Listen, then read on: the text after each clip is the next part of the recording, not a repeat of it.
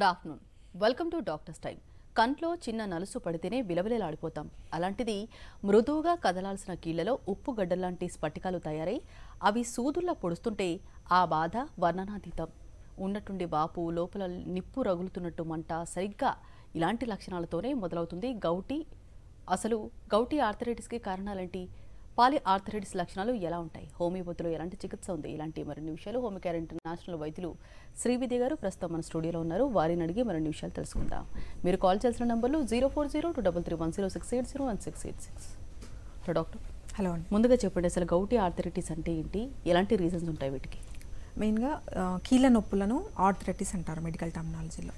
చాలా రకాలు ఉంటాయి, అంటే మోర్ దెన్ 100కు పైగా అన్ని టైప్ ఆఫ్ ద ఆర్థరైటిస్ని గుర్తించడం జరిగింది. So gouty arthritis and rheumatoid arthritis అనేవి మోస్ట్ పెయిన్ఫుల్ జాయింట్స్ అనే కీళ్ళ నొప్పులు అనేవి ఈ రెండు ప్రాబ్లంలో చూస్తుంటాం. సాధారణంగా కీళ్ళ నొప్పులు, జాయింట్ పెయిన్స్, ఆర్థరైటిస్ అనేది వయసు పైబడడం వల్ల మోకాళ్ళలో అరుగుదల లేదంటే జాయింట్లో అరుగుదల చూస్తుంటాము. దీన్ని ఆస్టియో ఆర్థరైటిస్ అంటారు. మోస్ట్లీ డీజనరేటివ్ డిసీజ్, వయసు పైబడడం వల్ల వచ్చే కీళ్ళ అరుగుదల. ఇదే రకమైన అరుగుదల వెన్నుపూసల మధ్యలో కనుక చూసినట్లయితే దాన్ని స్పాండిలోసిస్ అంటారు. ఇలా వయసు రీజన్ మాత్రమే కాకుండా ఎటువంటి వయసుతో సంబంధం లేకుండా చిన్న ఏజ్లో కూడా, అంటే 20+, 30+ ఏజ్ గ్రూపుల్లో కూడా ఇటువంటి కీళ్ళ నొప్పులను, ఆర్థరైటిస్ని కూడా వచ్చే అవకాశాలు ఉంటాయి. సో చిన్న ఏజ్లో వచ్చే ఆర్థరైటిస్ మోస్ట్లీ ఏంటంటే ఆటోఇమ్యూన్ డిసీజ్, రుమటాయిడ్ ఆర్థరైటిస్ కావచ్చు, అంటే గౌటి ఆర్థరైటిస్. ఎందుకు అంత పెయిన్ఫుల్? మిగతా ఆర్థరైటిస్, ఆస్టియో ఆర్థరైటిస్ కంటే కూడా gouty arthritis and rheumatoid arthritis అనేవి చాలా తీవ్రమైన పెయిన్తో కూడి ఉంటుంది. ఎందుకంటే సాధారణంగా ఆస్టియో ఆర్థరైటిస్ చూసుకున్నట్లయితే 1 లేదా 2 జాయింట్లలో మాత్రమే కనబడుతుంది. బట్ చిన్న ఏజ్లో వచ్చే గౌటి ఆర్థరైటిస్ కానివ్వండి లేదంటే రుమటాయిడ్ ఆర్థరైటిస్, వీటిని పాలీ ఆర్థరైటిస్ కేటగిరీ కింద చెప్పుకోవచ్చు. అంటే శరీరంలో ఒకేసారి 4 లేదా అంతకు మించిన కీళ్ళు, ఫర్ ఎగ్జాంపుల్ బిగ్ జాయింట్స్ అన్న మోకాళ్ళు కానివ్వండి లేదంటే షోల్డర్ జాయింట్స్, చేతి ఫింగర్స్, కాళ్ళ ఫింగర్స్, ఇలా బాడీలో ఏదైతే జాయింట్స్ ఉంటాయో పెద్దవి, చిన్నవి, మోర్ దెన్ 4 కంటే ఎక్కువ ఒకటేసారి నొప్పికి గురైనట్లయితే, ఇన్ఫ్లమేషన్కి గురైనట్లయితే ఆ జాయింట్ ఆర్థరైటిస్ యొక్క తీవ్రత అనేది మిగతా వాటితో పోల్చినట్లయితే చాలా తీవ్రంగా ఉంటుంది. సో గౌటి ఆర్థరైటిస్ రావడానికి రీజన్ ఏంటంటే మనం తీసుకునే ఆహారంలో ముఖ్యంగా ప్రోటీన్ అనేది జీర్ణక్రియ తర్వాత వ్యర్థ పదార్థమైన యూరిక్ యాసిడ్ అనేది బయటికి విసర్జింపబడాలి. బట్ ఇలాంటి మెటబాలిక్ ప్రాబ్లం ఉన్న వాళ్ళలో యూరిక్ యాసిడ్ అనేది శరీరం బయటికి వెళ్లకుండా ఎక్సెస్ ఫామ్ అయిన యూరిక్ యాసిడ్ అంతా కూడా జాయింట్స్లో పేర్కొని పోవడం జరుగుతుంది. ఎస్పెషల్లీ కాళ్ళలో ఉన్న మోకాళ్ళు కానివ్వండి, యాంకిల్ జాయింట్స్, కొద్ది మందిలో మోకాళ్ళలో కూడా ఈ యూరిక్ యాసిడ్ అనేది ఎక్కువగా ఫామ్ అవ్వడం వల్ల, ఫర్ ఎగ్జాంపుల్ బ్లడ్లో కనుక యూరిక్ యాసిడ్ లెవెల్ చూసుకున్నట్లయితే 6 నుంచి 7.5 mg/dL నార్మల్గా కన్సిడర్ చేస్తారు. సో ఎప్పుడైతే 7.5 కంటే ఎక్కువగా ఉంటుందో వాళ్ళలో గౌటి ఆర్థరైటిస్ అనేది పాజిటివ్గా ఉన్నట్టు చెప్పుకోవచ్చు. ఓకే, మెయిన్గా అంటే గౌటి ఆర్థరైటిస్కి అంటే రూట్ కాజ్ ఉండే అవకాశం ఉందా? ఇన్ కేసు ఉంటే కనుక అంటే అందరిలో ఒకే విధంగా ఉంటుందా లేదంటే ఏమైనా డిఫరెన్స్ ఉంటుందా? ఒక్కొక్కరికి అంటే అందరిలో రావడానికి కారణం ఒకే రకంగా ఉండకపోవచ్చు. మోస్ట్లీ చాలా మందిలో గౌటి ఆర్థరైటిస్ అనేది మగవాళ్ళలో సాధారణంగా చూస్తుంటారు. ఎస్పెషల్లీ 30 నుంచి 35 మధ్యలో ఉన్న వయసులో ఉన్న వాళ్ళలో ఎక్కువగా గౌటి ఆర్థరైటిస్ అనేది మగవాళ్ళలో చూస్తుంటాం. సో చాలా వరకు కూడా ఈ మెటబాలిక్ ప్రాబ్లం అనేది వంశపారంపర్యంగా వచ్చే అవకాశాలు ఉంటాయి. ప్రీవియస్ జనరేషన్లో కనుక ఎవరికైతే ఫాదర్కి కానీ లేదంటే గ్రాండ్ ఫాదర్కి యూరిక్ యాసిడ్ తీవ్రత కనుక ఉన్నట్లయితే వాళ్ళ ఫ్యామిలీలో ఈ గౌటి ఆర్థరైటిస్ వచ్చే అవకాశం అనేది ఎక్కువగా ఉంటుంది. So first and foremost cause ఏంటంటే వంశపారంపర్యంగా వచ్చే అవకాశాలు, జెనెటికల్ రీజన్గా చెప్పుకోవచ్చు. అండ్ సెకండ్ థింగ్, అధికంగా ఒత్తిడికి గురయ్యే వాళ్ళలో కూడా, అంటే ఆహారపు అలవాట్లు ప్రాపర్గా మెయింటైన్ చేయకుండా మాంసాహారం ఎక్కువగా తీసుకునే వాళ్ళలో, ఆల్కహాల్ వినియోగం ఎక్కువగా ఉన్న వాళ్ళలో కూడా ఈ గౌటి ఆర్థరైటిస్, మెటబాలిక్ సంబంధించిన ఆర్థరైటిస్ అనేది వచ్చే ఛాన్సెస్ ఉంటాయి. అండ్ థర్డ్ వచ్చేసి హైపర్ టెన్షన్, అధిక రక్తపోటు, ఎవరికైతే కంట్రోల్లో ఉండకుండా ఎక్సెస్గా బీపీ కంట్రోల్లో ఉండని వాళ్ళలో కూడా, లేదంటే అదర్ కిడ్నీ రిలేటెడ్ ప్రాబ్లం ఉన్న వాళ్ళలో, ఈ 3 రకాలైన రీజన్స్ ఉన్న వాళ్ళలో గౌటి ఆర్థరైటిస్ అనేది వచ్చే అవకాశాలు ఉంటుంది. అందరిలో ఒకే రీజన్ ఉండకపోవచ్చు. బట్ ఒకసారి కనుక గౌటి ఆర్థరైటిస్ బ్లడ్ టెస్ట్ ద్వారా నిర్ధారణ జరిగితే 80% మనకు మెడిసిన్ ద్వారా తగ్గినప్పటికీ 20-30% ఆఫ్ ద రేషియోలో మాత్రం ఖచ్చితంగా ఆహారపు నియంత్రణ అనేది చాలా ఇంపార్టెంట్. మిగతా అన్ని కీళ్ళ నొప్పులతో పోలిస్తే ఓన్లీ గౌటి ఆర్థరైటిస్లో మాత్రమే ఆహారపు నియంత్రణ అనేది చాలా ఎక్కువగా ఉంటుంది. ఎందుకంటే జీవక్రియకు సంబంధించిన ప్రాబ్లం. మెడికేషన్ ఎంత ఇంపార్టెంటో దాంతోపాటుగా ఫుడ్ కంట్రోల్లో ఉండటం కూడా చాలా ఇంపార్టెంట్. దీంతోపాటు అధిక బరువు ఉన్నట్లయితే దాన్ని కూడా మనం మానిటర్ చేసుకున్నట్లయితే గౌటీ ఆర్థరైటిస్ నుంచి బయటపడవచ్చు. సాధారణంగా మోడర్న్ మెడికేషన్లో కనుక చూసుకున్నట్లయితే గౌటీ ఆర్థరైటిస్ పెయిన్ కిల్లర్స్ ఇవ్వడం కానివ్వండి, ఇలా టెంపరీ మెడికేషన్ ఉంటుంది. హోమియోపతిలో కంప్లీట్గా రూట్ కాజ్తో సహా ట్రీట్ చేయడం జరుగుతుంది. కాబట్టి కొద్ది రోజులు కనుక కంటిన్యూస్గా వాడినట్లయితే తర్వాత మనకు గౌటీ ఆర్థరైటిస్ అనేది శాశ్వతంగా తగ్గిపోతుంది. ఓకే అండి, కాలర్ కూడా లైన్లో ఉన్నారు. వెంకటేశ్వరరావు భీమవరం నుంచి. హలో వెంకటేశ్వర గారు, మాట్లాడండి మీ సమస్య. నమస్తే మేడం. నమస్తే అండి. నమస్తే అండి. హలో హలో చెప్పండి సార్. డాక్టర్ గారు, మేడం గారు నమస్తే అండి. నమస్తే అండి. నా వయసు 58 సంవత్సరాలు మేడం. ఓకే. వెంకటేశ్వరరావు గారు, మీరు టీవీ వాల్యూమ్ మ్యూట్ చేయండి. మ్యూట్ చేసి మీ సమస్యను చెప్పండి, లేదా కాల్ డిస్కనెక్ట్ అయిపోతుందండి. మాట్లాడండి, డాక్టర్ గారు వింటున్నారు మీ సమస్యని. మేడం నమస్తే అండి. నమస్తే అండి, చెప్పండి ప్రాబ్లం. నా వయసు 58 సంవత్సరాలు మేడం. ఓకే. నాకు 3 నెలల క్రితం షోల్డర్ పెయిన్ వచ్చింది మేడం. ఓకే. నాకు 3 నెలల క్రితం షోల్డర్ పెయిన్ వచ్చింది మేడం. ఓకే. అయితే నేను కొంత ఒక హోమియో రిటైలర్ సంప్రదించి దీని పరిస్థితి ఏంటండి అని అడిగితే వారు ఏమన్నారంటే కొన్ని మందులు ఇచ్చి మీకు షోల్డర్ ప్రోజన్ వచ్చినట్టుగా ఉందండి అని చెప్పని ఈ మధ్యకాలంలో ADL4 అనే ఒక మెడిసిన్ లిక్విడ్ ఇచ్చారండి. ఓకే. దాన్ని 2-3 నెలలు కంటిన్యూ చేయమన్నారండి. కంటిన్యూ చేసిన తర్వాత షోల్డర్ పెయిన్ తగ్గండి.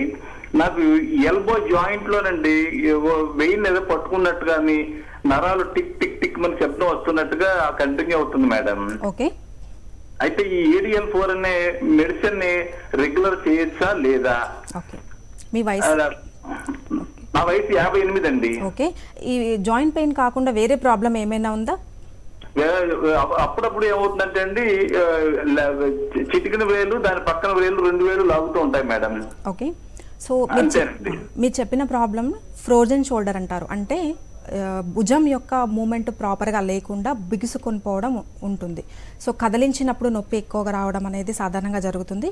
మీరు యూజ్ చేస్తున్న మెడికేషన్ కరెక్ట్గానే ఉంది, కంటిన్యూ చేయండి. అట్ ద సేమ్ టైం చెయ్యి యొక్క లిటిల్ ఫింగర్ అంటే చివరి 2 ఫింగర్స్ నొప్పి రావడం అనేది స్పాండిలోసిస్ యొక్క ఒక లక్షణంగా చెప్పుకోవచ్చు. అంటే మెడ భాగంలో ఉండే వెన్నుపూసల మధ్యలో ఉండే నరాలు అనేది ఒత్తిడికి లోనవ్వటం వల్ల ఆ ఒక సైడ్ మొత్తం ఐదర్ కుడివైపు కానీ ఎడం వైపు కానీ చెయ్యి మొత్తం అంటే భుజం నుంచి చేతులు అండ్ ఫింగర్స్ వరకు కూడా నొప్పి అనేది ట్రావెల్ చేయడం జరుగుతుంది. దీన్ని సర్వైకల్ ప్రాబ్లం అంటారండి. ఇప్పుడు తీసుకున్న మెడికేషన్తో పాటుగా ఒకసారి ఎక్స్రే కనుక తీసినట్లయితే x-ray nape of the neck అంటారండి. మీకు ఏ భాగంలో ఈ సర్వైకల్ స్పాండిలోసిస్ ఉంది అనేది క్లియర్గా తెలియజేస్తుంది. అంటే C3, C4 లేదంటే C5 ఎక్కడ అనేది మనకు రూట్ కాజ్ క్లియర్గా అర్థమవుతుంది. అంటే సర్వైకల్ స్పాండిలోసిస్ కూడా కంప్లీట్గా తగ్గేంత వరకు మెడికేషన్ తీసుకోండి. అట్ ద సేమ్ టైం ఈ ప్రాబ్లంతో ఉన్న వాళ్ళు ఎక్కువగా డ్రైవింగ్ చేయడం, అధిక బరువులు లేపడం, ఈ 2 నియంత్రణలో ఉంచుకుంటే అండ్ మెడికేషన్ కనుక తీసుకున్నట్లయితే కంప్లీట్గా తగ్గిపోతుంది. ఓకే అండి, నెక్స్ట్ కాలర్ కూడా లైన్లో ఉన్నారు. బెన్నీ ప్రకాశం జిల్లా నుంచి. హలో బెన్నీ గారు, మాట్లాడండి, మీ సమస్యను చెప్పండి. హలో హలో బెన్నీ గారు మాట్లాడండి, డాక్టర్ గారు ఉన్నారు. రైట్, కాల్ డిస్కనెక్ట్ అయిందండి. అంటే మెయిన్గా అంటే యూరిక్ యాసిడ్ లెవెల్స్ ఇంక్రీజ్ అవుతాయి అంటే ప్రోటీన్ వల్ల అంటే కంట్రోల్లో పెట్టుకోవచ్చు, అంటే పూర్తిగా నయం కాకుండా అంటే హోమ్ రెమెడీతో చేసుకోవచ్చు అంటారు, ఓన్లీ ఫుడ్ డైట్. ఎవరికైతే ఈ ప్రాబ్లం ఎర్లీ అంటే మొదటి దశలో గుర్తించడం జరుగుతుందో అంటే ఇనిషియల్ గౌటీ ఆర్థరైటిస్ మనం ఎలా నిర్ధారణ చేయొచ్చు అంటే కాలి యొక్క పాదంలో ఎస్పెషల్లీ బొటనవేలు దగ్గర రెడ్ కలర్లో స్వెల్లింగ్ రావటం కానీ లేదంటే విపరీతమైన నొప్పి రావటం, ఈ 2 లక్షణాలు ఉన్నట్లయితే ఒకసారి బ్లడ్ టెస్ట్ ద్వారా యూరిక్ యాసిడ్ లెవెల్ అనేది మనం మానిటర్ చేసుకోవచ్చు. మగవాళ్ళలో చూసుకున్నట్లయితే 7 mg/dL, ఆడవాళ్ళలో 6.5. ఈ 2 డిజిట్ల కంటే ఎక్కువగా ఉన్నట్లయితే ఫస్ట్ ఎవరైనా సరే ఏ డాక్టర్ అయినా సరే డైట్ అనేది ప్రాపర్గా అడ్వైస్ చేయడం జరుగుతుంది. ఎందుకంటే first step of the gouty arthritis management వచ్చేసి ఫుడ్ కంట్రోల్. అధికంగా ప్రోటీన్ ఉండే పదార్థాలన్న ఫర్ ఎగ్జాంపుల్ మాంసాకృతులు కానివ్వండి లేదంటే వెజిటబుల్స్లో దాల్, ఇవి 2 కనుక కంట్రోల్లో ఉంచుకున్నట్లయితే అండ్ ఫైబర్ డైట్ ఎక్కువగా మెయింటైన్ చేయడం ఈ ప్రాపర్గా ఉన్నట్లయితే చాలా మందిలో ఫస్ట్ స్టేజ్లో యూరిక్ యాసిడ్ అనేది నియంత్రణలోకి వస్తుంది.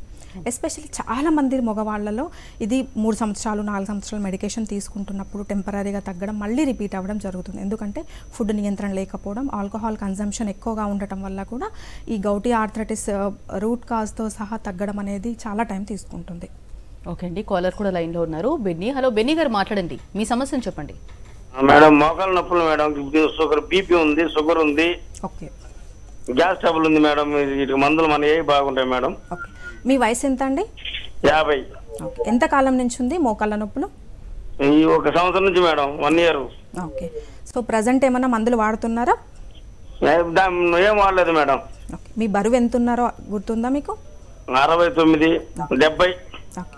సో సాధారణంగా ఇంతకుముందు చెప్పినట్లుగా వయసు పైబడ్డం వల్ల అంటే 45 లేదా 50 సంవత్సరాల పైన ఉన్న వాళ్ళలో మోకాళ్ళ నొప్పి అరుగుదల అనేది కామన్గా ఆస్టియో ఆర్థరైటిస్ అంటారండి. ఇది ప్రాణాంతకమైన ప్రాబ్లం కాదు, బట్ మెడికేషన్ తీసుకుంటే వచ్చే అడ్వాంటేజ్ ఏంటంటే ఒక స్టేజ్లో ఉన్న మోకాళ్ళ నొప్పి అనేది మీకు కార్టిలేజ్ డ్యామేజ్ ఎక్కువగా కాకుండా అండ్ కదలికలు అనేవి ఇంకా ప్రమాదకరం కాకుండా మీకు ఫ్లెక్సిబిలిటీ అనేది పెరుగుతుందండి. మీకున్న అదర్ ప్రాబ్లం పరిగణలోకి తీసుకుంటూ అంటే బీపీ కానివ్వండి, షుగర్ కానివ్వండి అన్నీ చూసుకొని హోమియోపతి మెడికేషన్ అనేది మీకు చాలా ఉపయోగపడుతుంది. మోకాళ్ళలో ఈ కార్టిలేజ్ డ్యామేజ్ ఫర్దర్గా ఎక్కువ కాకుండా కంప్లీట్గా తగ్గిపోయే అవకాశాలు ఉంటాయండి.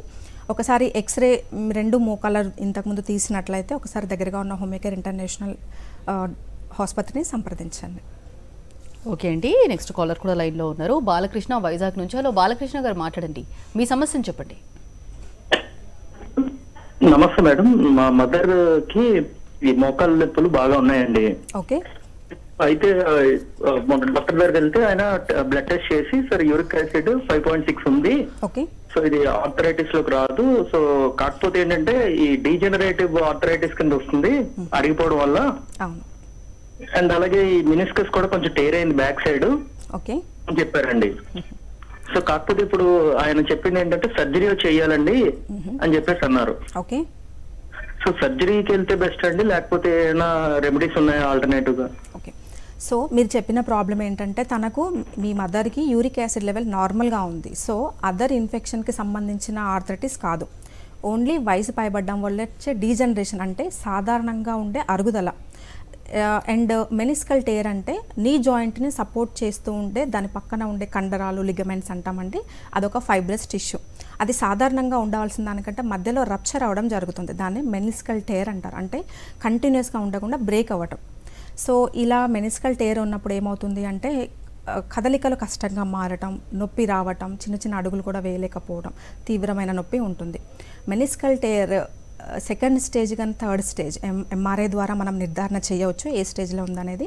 ఈ మెనిస్కల్ టేర్ హోమియోపతి మెడికేషన్ ద్వారా కంప్లీట్గా తగ్గిపోతుంది, అసలు సర్జరీ అవసరం అనేది ఉండదు ఎస్పెషల్లీ. సో ఒకసారి ఎంఆర్ఐ రిపోర్ట్ తీసుకొని దగ్గరగా ఉన్న హోమియోకేర్ ఇంటర్నేషనల్ బ్రాంచ్ని సంప్రదించండి. సో నెక్స్ట్ కాలర్ కూడా లైన్లో ఉన్నారండి, శ్రీధర్ రెడ్డి హైదరాబాద్ నుంచి. హలో శ్రీధర్ రెడ్డి గారు మాట్లాడండి, మీ సమస్యను చెప్పండి. Hello madam. హలో మేడం చెప్పండి శ్రీధర్ గారు. Madam 42 years madam. ఓకే. కీళ్ళ నొప్పులు మేడం, ముఖాలు కానీ చేతులు కానీ ఓకే. మొత్తం క్యాన్స్ దగ్గర నొప్పి వస్తుంది మేడం. ఎన్ని రోజుల నుంచి ఉందండి ఇలా జాయింట్ పెయిన్స్? 6 months ఉంది మేడం. ఓకే. మీ సారీ ఏమైనా మెడిసిన్ స్టార్ట్ చేశారా? అంటే హోమియోనే కొంచెం హోమియో మేడం దగ్గరికి వెళ్ళి వాడుతున్నా మేడం. ఇవి వేరే వాడితే ఇంగ్లీష్ మందులు వాడితే కొంచెం అవి వేరే వేరే సైడ్ ఎఫెక్ట్స్ వస్తాయని మందులు వాడుతున్నా మేడం. సో ఒకసారి మీరు అంటే 40 ఇయర్స్లో వచ్చిన joint pains at the same time మీరు మోకాళ్ళతో పాటుగా హ్యాండ్లో ఉన్న జాయింట్ పెయిన్స్ కూడా చెప్తున్నారు, అంటే మల్టిపుల్ జాయింట్ పెయిన్స్. దీనికి కారణాలు ఏంటి అనేది తెలుసుకొని రిపోర్ట్ల ద్వారా మనం కన్ఫర్మ్ చేసుకున్న తర్వాత మెడికేషన్ కనుక తీసుకుంటే మనకు ఒక క్లారిటీ వస్తుంది. ఎందుకంటే ఆర్థరైటిస్లో కూడా చాలా రకాలు ఉంటాయి. సో దానికి తగ్గట్టుగా మెడికేషన్ మార్పు చేయడం, డైట్, ఇవి 2 కనుక ఫాలో చేస్తేనే కంప్లీట్గా తగ్గిపోయే అవకాశాలు ఉంటాయి. ఒకసారి మీకు దగ్గరగా ఉన్న డాక్టర్ని సంప్రదించి ఎస్పెషల్లీ మల్టిపుల్ జాయింట్ పెయిన్స్కి మగవాళ్ళలో రీజన్ చూసుకున్నట్లయితే ఒకసారి ESR and CRP, uric acid level, RA factor, ఈ టెస్ట్లు చేయించుకొని కన్ఫర్మ్ చేసుకోండి ఏ టైప్ ఆఫ్ ద ఆర్థరైటిస్ అనేది మనకు తెలియడం చాలా ఇంపార్టెంట్. ఓకే అండి, మరి రుమటైడ్ ఆర్థరైటిస్ అంటే ఏంటి, వీటికి రీజన్స్ ఎలా ఉంటాయి? రుమటాయిడ్ ఆర్థరైటిస్ అనేది ఒక ఆటో ఇమ్యూన్ డిసీజ్. అంటే ఆటోఇమ్యూన్ డిసీజెస్కి ఏజ్తో సంబంధం లేదు. ఈవెన్ చిన్న పిల్లల్లో కూడా అంటే 10 years బిలో ఉన్న ఎస్పెషల్లీ రుమటాయిడ్ ఆర్థరైటిస్ ఆడవాళ్ళలో ఎక్కువగా వచ్చే అవకాశం ఉంటుంది. చిన్నపిల్లల్లో 10 years లోపల కనుక మల్టిపుల్ జాయింట్ పెయిన్స్ 12 వారాలకు మించి కంటిన్యూస్గా ఉన్నట్లయితే దాన్ని మనం జువెనైల్ రుమటాయిడ్ ఆర్థరైటిస్ కింద కన్సిడర్ చేయొచ్చు. బ్లడ్ టెస్ట్ ద్వారా నిర్ధారణ చేసుకుంటే RA ఫ్యాక్టర్ అనేది పాజిటివ్గా ఉంటుంది. సో ఎలా గుర్తించాలి రుమటాయిడ్ ఆర్థరైటిస్ అనేది? ఒకటేసారి శరీరంలో కుడివైపు అండ్ ఎడం వైపు జాయింట్స్ అంటే చేతుల్లో కానీ కాళ్ళలో కానీ రెండు వైపులా ఒకేసారి స్టార్ట్ అవ్వడం జరుగుతుంది. At the same time multiple జాయింట్స్లో కనిపిస్తుంది. 4 లేదా అంతకు మించిన కీళ్ళు ఒకటేసారి ఇన్వాల్వ్ అవ్వడం అనేది కూడా రుమటాయిడ్ ఆర్థరైటిస్ యొక్క ప్రధాన లక్షణం.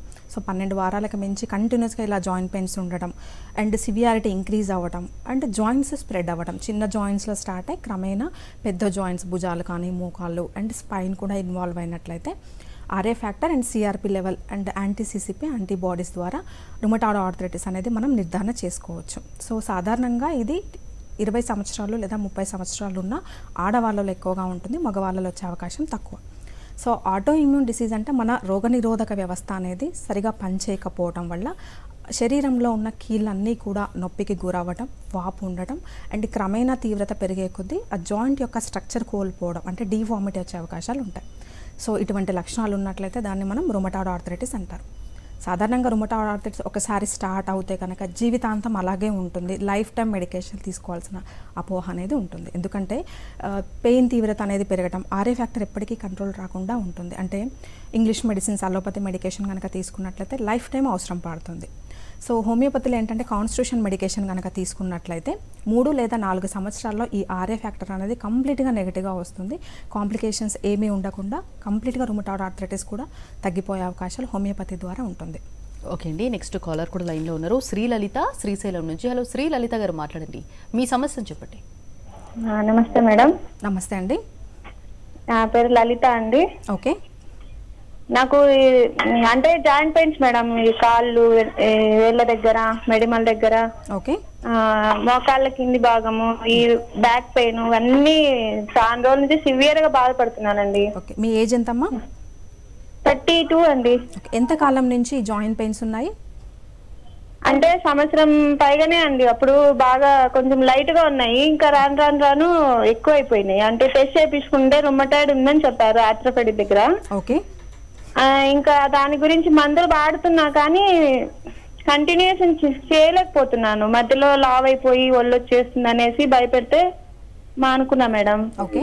కానీ తగ్గట్లేదు మేడం, బాగా బాధ పెడుతున్నాయి నన్ను అయితే. RA ఫ్యాక్టర్ మీకు ఎంత ఉందమ్మా రిపోర్ట్లో? 1.5 ఏదో ఉందని మేడం అప్పుడు. Okay, no problem. మీరు చెప్పిన ప్రాబ్లం ఏంటంటే ఇంతకుముందు చెప్పినట్లుగా ఆటో ఇమ్యూన్ డిసీజ్ అమ్మా. RA ఫ్యాక్టర్ సాధారణంగా 6 ఉండాలి మన బాడీలో. అంతకు మించి ఎక్కువగా ఉన్నట్లయితే ఈ కీళ్ళ నొప్పులు స్టార్ట్ అవ్వడం, శరీరంలో ఉన్న అన్ని కీళ్ళు అండ్ మజిల్స్, స్పైనల్ కార్డ్ నుంచి చిన్న జాయింట్స్ పెద్ద జాయింట్స్ అన్నీ మీరు చెప్పినట్లుగా నొప్పి రావటం అండ్ క్రమేణా ఈ తీవ్రత కూడా పెరిగినట్లుగానే ఉంటుంది. అంటే మెడికేషన్ తీసుకుంటున్నప్పుడు తగ్గకుండా ఉండడం అనేది కూడా ఒక్కొక్కసారి జరగవచ్చు. ఎందుకంటే మీకు తగ్గినట్లుగా మెడికేషన్ కనుక సెట్ అవ్వకపోతే ఈ రుమటాయిడ్ ఆర్థరైటిస్ అనేది తగ్గదు. హోమియోపతి ద్వారా మీకు కంప్లీట్గా తగ్గిపోయే అవకాశాలు ఉన్నాయండి. దీంతో పాటుగా ఎస్పెషల్ ఆటోఇమ్యూన్కి సంబంధించిన డైట్ కూడా అడ్వైస్ చేయడం జరుగుతుంది. ఒకసారి లేటెస్ట్ రిపోర్ట్స్ అనేవి తీసుకొని దగ్గరగా ఉన్న హోమియోకేర్ ఇంటర్నేషనల్ని సంప్రదించండి. ఓకే అండి, ఇంతకుముందు మీరు మాట్లాడుతూ రుమటాయిడ్ ఆర్థరైటిస్ అనేది అంటే లేడీస్లో ఎక్కువగా ఉంటుంది అన్నారు కదా, ఎందుకని? నార్మల్గా ఈ రుమటాయిడ్ ఆర్థరైటిస్ కానివ్వండి, లేదంటే సిస్టమిక్ లూపస్ ఎరిథిమాటస్ అంటారు. అంటే ఇవన్నీ కూడా సిస్టమిక్ డిసీజెస్. ఇనిషియల్ స్టేజ్లో జాయింట్స్ ఇన్వాల్వ్ అవ్వడం జరుగుతుంది. అంటే డిసీజ్ యొక్క స్టార్టింగ్ దశలో చిన్న జాయింట్స్ కానీ లేదంటే పెద్ద జాయింట్స్, మల్టిపుల్ జాయింట్స్ ఇన్వాల్వ్ అవ్వడం, క్రమేణా తీవ్రత యొక్క పెరిగే కొద్ది ఏమవుతుందంటే ఇంటర్నల్గా ఉన్న వైటల్ ఆర్గాన్స్, హార్ట్ కానీ లేదంటే లంగ్ కానీ లేదంటే కిడ్నీస్ మీద ఎఫెక్ట్ అవ్వడం జరుగుతుంది. అంటే కాంప్లికేషన్స్ అనేవి మిగతా ఆర్థరైటిస్లో పోలిస్తే ఈ ఆటో ఇమ్యూన్ సంబంధించిన ఆర్థరైటిస్లో ఎక్కువగా ఉంటుంది. ఎందుకంటే ఎస్పెషల్లీ లేడీస్లో ఎక్కువగానే అంటే 3:1 రేషియో కింద చెప్పడం జరుగుతుంది. అంటే ఆడవాళ్ళలో ఈ యొక్క ఆటోఇమ్యూన్ సంబంధించినవి అనేది స్వతహాగానే వాళ్ళకు వచ్చే టెండెన్సీ ఎక్కువగా ఉంటుంది. ఒకటి ఫెమిలియల్గా కావచ్చు, లేదంటే అధికంగా ఉన్న విపరీతమైన స్ట్రెస్ లెవెల్స్ వల్ల కావచ్చు, లేదంటే ఒబేసిటీ వన్ ఆఫ్ ద రీజన్గా కావచ్చు, లేదంటే హార్మోన్ ఇంబ్యాలెన్స్, ఈ ఫ్యాక్టర్స్ ఎక్కువగా ఉండడం వల్ల మహిళల్లో ఈ ఆటోఇమ్యూన్కి సంబంధించిన డిసీజ్ అనేవి ఎక్కువగా ఉండే అవకాశాలు ఉంటాయి. ఓకే అండి, మరి చిన్నపిల్లలు జువెనైల్ ఆర్థరైటిస్ అన్నారు కదా, ఇన్ కేసు ఉంటే కనుక అంటే పేరెంట్స్ ఎగ్జామినేషన్ ఏ విధంగా చేయాలి, ముఖ్యంగా సిమ్టమ్స్ ఏ విధంగా ఉంటాయి? మెయిన్గా చిన్న పిల్లల్లో అంటే 10 years బిలో కానీ 6 or 7 years చిల్డ్రన్లో ఈ రుమటాయిడ్ ఆర్థరైటిస్ జనరల్గా వాళ్ళు ఎక్స్ప్లెయిన్ చేయలేరు పెయిన్ ఉంది అని. బట్ వాళ్ళు ఎలా అంటే కదలికల్లో కష్టంగా ఉండటం, నడిచే విధానంలో తేడా ఉండటం, ఇవన్నీ కూడా ఉన్నట్లయితే. అండ్ రుమటాయిడ్ ఆర్థరైటిస్ యొక్క ప్రధాన లక్షణం ఏంటి అంటే చాలా నీరసంగా ఉండడం, తొందరగా అలసిపోవటం, అంటే జ్వరం కూడా ఎక్కువసార్లు రావటం, ప్రతి నెలలో 3 లేదా 4 సార్లు జ్వరం. ఈ లక్షణాలు కనుక ఉన్నట్లయితే ఒకసారి అట్ ద సేమ్ టైం పేరెంట్స్లో కనుక ఎవరికైనా ఆర్థరైటిస్ ఉంటే ఒకసారి అండ్ జాయింట్ పెయిన్స్ కంటిన్యూస్గా ఉండటం 2 వారాలు లేదంటే 3 వారాలు మెడికేషన్ తీసుకున్న తగ్గకపోవడం ఉన్నట్లయితే ఖచ్చితంగా కొన్ని రకాలైన blood test especially RA factor ద్వారా ఈ రుమటాయిడ్ ఆర్థరైటిస్ అనేది నిర్ధారణ చేయవచ్చు. చిన్న పిల్లల్లో ఉంటే దీన్ని జువెనైల్ రుమటాయిడ్ ఆర్థరైటిస్ అంటారు. సో జెనెటికల్గా వచ్చే అవకాశాలు ఎక్కువగా ఉంటుంది. ఇవే కాకుండా కొన్ని రకాలైన వైరల్ ఇన్ఫెక్షన్స్ కానీ బ్యాక్టీరియల్ ఇన్ఫెక్షన్స్ కానీ వచ్చినప్పుడు మెడికేషన్ తీసుకోకుండా కానీ ఈ ఇన్ఫెక్షన్స్ జాయింట్ మీద పడడం జరుగుతుంది. సో వీటిని కూడా మనం సీరోనెగటివ్ ఆర్థరైటిస్ అంటారు. లక్షణాలు ఒకే విధంగా ఉన్నప్పటికీ కారణం వేరుగా ఉంటుంది. ఓకే, అంటే జువెనైల్ ఆర్థరైటిస్ అంటే ముఖ్యంగా చిన్నపిల్లల్లో ఉన్నది, ఎలా ట్రీట్ చేస్తారు?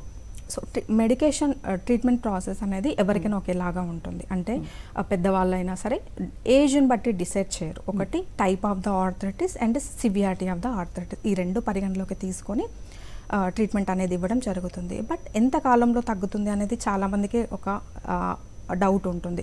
అంటే లైక్ ఇంగ్లీష్ మెడిసిన్స్ లాగానే హోమియో కూడా జీవితాంతం వాడాలన్నా అనే అపోహ ఉంటుంది. బట్ అందరిలో ఒకలా ఉండదండి. డిపెండ్స్ ఆన్ ఆర్ఏ ఫ్యాక్టర్ అనేది రిపోర్ట్ చూసుకొని, ఫర్ ఎగ్జాంపుల్ ఎర్లీగానే డయాగ్నోస్ చేసినట్లయితే, ఫర్ ఎగ్జాంపుల్ 20 కానీ లేదంటే డబుల్ డిజిట్లో ఉన్న వాళ్ళు తొందరగా తగ్గే అవకాశాలు ఉంటుంది. బట్ కొంతమందిలో చాలా సంవత్సరాల తర్వాత 10 సంవత్సరాల తర్వాత అప్రోచ్ అవ్వడం జరుగుతుంది. అలాంటి కేసెస్లో టైం తీసుకుంటుంది.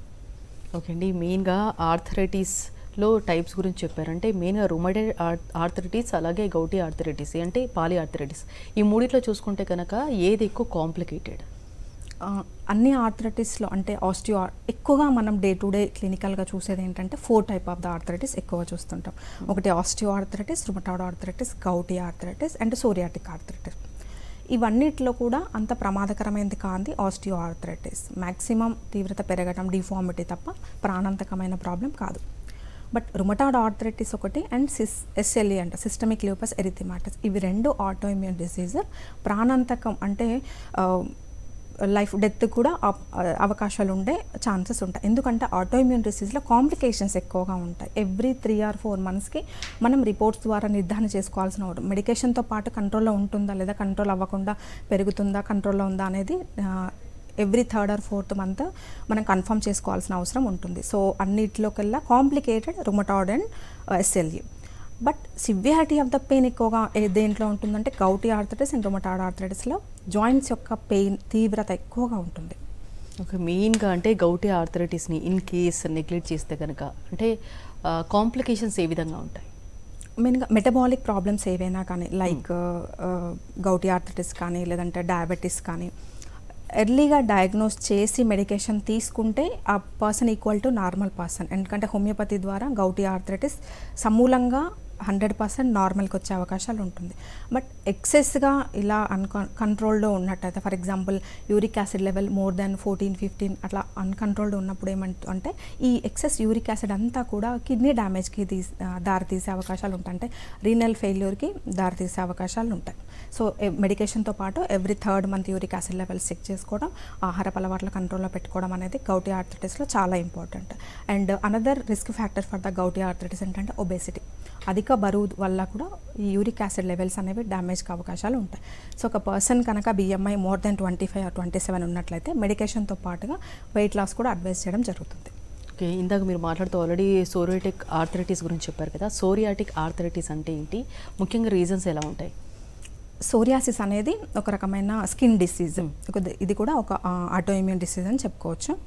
బట్ సోరియాసిస్ అనేది బాడీలో ఎక్కువగా స్ప్రెడ్ అయ్యి 60-70% ఆఫ్ ద సోరియాసిస్ బాడీలో స్ప్రెడ్ అయిన తర్వాత లేటర్గా జాయింట్స్, నెయిల్స్ అండ్ హెయిర్ ఇవి ఇన్వాల్వ్ అవ్వడం జరుగుతుంది. సో ఆల్రెడీ స్కిన్ ప్రాబ్లంతో సోరియాసిస్తో సఫర్ అవుతున్న వాళ్ళలో వచ్చే జాయింట్ పెయిన్ని సోరియాటిక్ ఆర్థరైటిస్ అంటారు. ఎక్కువగా ఇది ఒక జాయింట్లో మాత్రమే రావడం జరుగుతుంది, ఐదర్ రైట్ని కానీ లేదంటే లెఫ్ట్ని. సో క్రమేణా వన్ జాయింట్ నుంచి అదర్ కూడా స్ప్రెడ్ అయ్యే ఛాన్సెస్ ఉంటాయి. సో స్కిన్ డిసీజ్ ద్వారా వచ్చేది సోరియాటిక్ ఆర్థరైటిస్. ఓకే అండి, ఆర్థరైటిస్ గురించి అందులో ఉన్న టైప్స్ గురించి చాలా డీటెయిల్గా చెప్పారండి. Thank you so much. ఇది వాటి doctors time. Stay tuned to Sakshi.